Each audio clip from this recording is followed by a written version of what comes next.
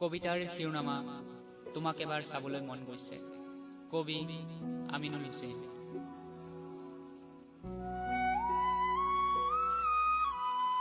তোমাক এবাৰ নিচেই কাষৰ পৰা চাবলৈ, কথা পাতিবলৈ বৰ মন গৈছে। তোমাৰ সেই উজ্জুৰিত ওলমি থকা হাঁহিটোৱে আজি বৰকৈ আমনি কৰিছে।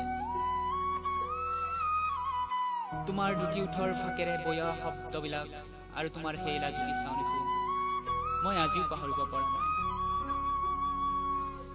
মই চেষ্টা কৰিছো সেইবিলাক পাহৰিবলৈ, কিন্তু কি কৰিবা, প্ৰতিবাৰে ব্যৰ্থ হওঁ।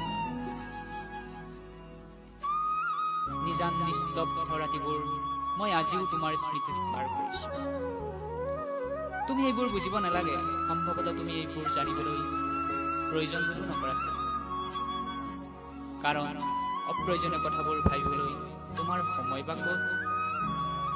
তথাপিও চকুলোটুকি মই ৰাতিবোৰ পাৰ কৰা নাই, কাৰণ ইমান দুৰ্বল মানুহ মই নহয়।